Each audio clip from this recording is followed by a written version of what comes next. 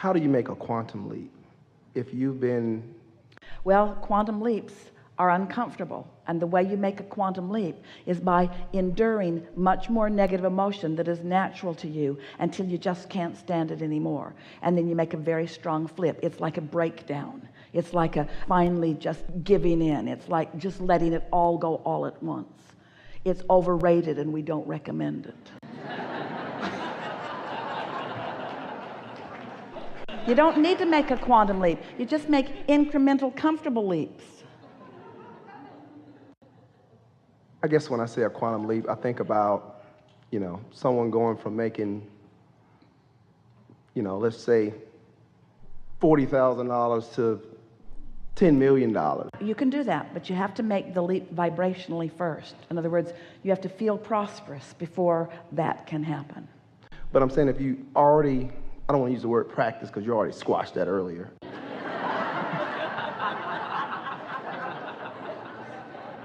If you already consciously choose to focus on prosperity. Yes. And you do that continuously. Because every subject is two subjects. Sometimes people think they're focusing on prosperity when what they're actually doing is focusing on lack of prosperity. And so you know that you have accomplished focus on prosperity when the emotion that you feel, which is the first manifestation that comes, when the emotion that you feel is one of security, it's one of expectation, it's one of ease, it's one of happy anticipation. So you make the emotional leap first, and then the other stuff can come really fast. And we know what you mean by quantum leap, quick turnaround. But a quick manifestational turnaround can't happen unless there is an emotional adjustment. And the emotional adjustment is the indicator of the vibrational adjustment. Jerry wanted to write a book. Esther's going to write it with him, Turning Thoughts to Things. And it's about finding that vibration and holding that vibration and allowing the momentum of that vibration to increase until those vibrations have become thoughts and emotions, and then they become impulses, and then they become manifestations.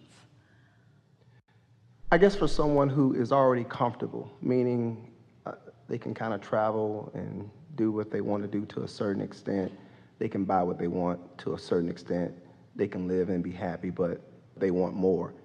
Is it harder for that person to, and I keep using the word quantum leap, is it harder for that person to spike to another level than someone who's had hardships all their life? Maybe, but not necessarily, and here's the clarification you're looking for. Oh, we'd love giving this to you. All right, I'm ready. So, in the early stages of creating, that's often what people think they are creating.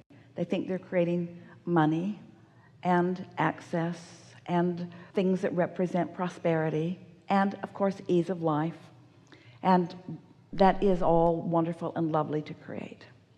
But then you reach this place where you've got that down, and that no longer is the main event for you.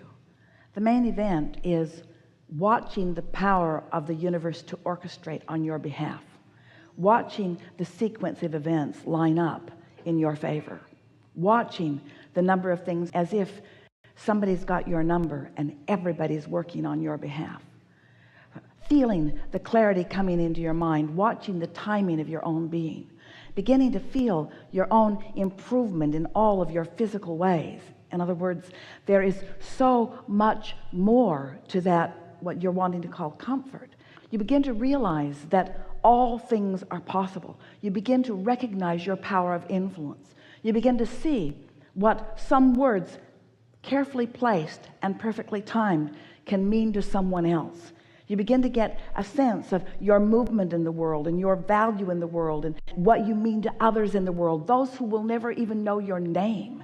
You begin to feel this interest in life that you were born with, surging to levels that you have not ever felt or expressed before, happening on a moment-to-moment, day by day, week after week basis.